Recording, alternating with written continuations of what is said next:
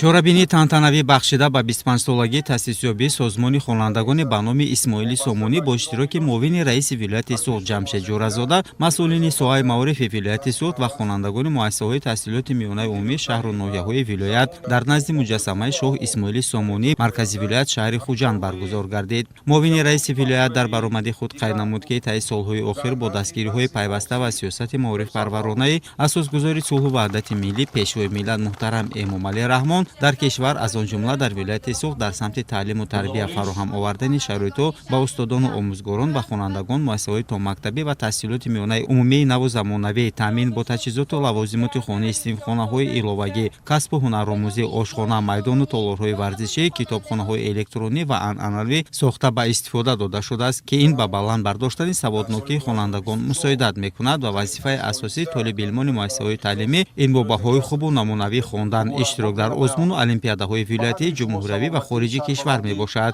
қайд гардид, ки дар соли 2024 дар бахши вилоятӣ дар озмуни ҷумҳуриявӣ фуруғи субҳи доноии китобас 1330 нафар довталаб иштирок намуда, тибқи ҷанбасти ҳайати ҳакамони озмун 126 нафар довталаб ба даври ҷумҳуриявӣ озмунро хат гирифтанд. дар натиҷаи ҷанбасти озмун иштирокчиён аз вилояти Суғд дар умум 29 нафар, 5 нафар сазовори ҷои якум, 11 нафар сазовори ҷои дуюм ва 13 нафар сазовори ҷои сеюм гардиданд. дар чорабинии мазкур ҳамчунин доир ба дастовардҳои дигари хонандагону омӯзгорони муассисаҳои таҳсилоти миёнаи умумии вилоят иштирок дар озмуни ҷумҳуриявӣ, илм фуруғи маърифат, Тоҷикистон ватани азизи ман, иштирок ва дастовардҳои хонандагон дар олимпиадаҳое, ки дар хориҷи кишвар баргузор гардид, маълумот дода шуд. қайд гардид, ки мақомоти иҷрои ҳокимияти давлатии вилояти Суғд баҳри дар амал татбиқ намудани дастуру супоришҳои ҳукумати ҷумҳурии Тоҷикистон, асосгузори сулҳу ваҳдати миллӣ, пешвои миллат муҳтарам Эмомалӣ Раҳмон дар шаҳру ноҳияҳои вилоят якчанд муассисаҳои наву замонавӣ таҳсилоти томактабӣ ва таҳсилоти миёнаи умумиро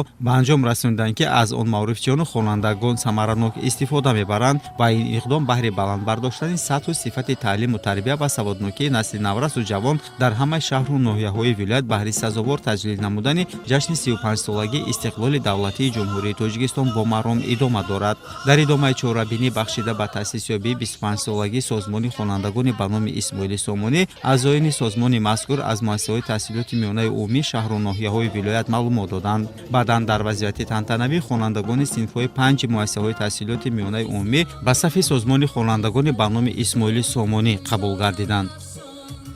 мо имрӯз 150 нафар хонандагонро бахшида ба 25-солагии таъсисёбии созмони хонандагони ҷумҳурии Тоҷикистон ба сафи созмони хонандагон ба зинаи ворисони Сомониён қабул намудем. ҳадаф аз он аст, ки хонандагонро аз хурдсолӣ ба ватандӯстӣ, хиштаншиносӣ тарбия менамоем. Қудратулло Раҳматуллоев, Бузургмир Шоҳмаликов, ахбор.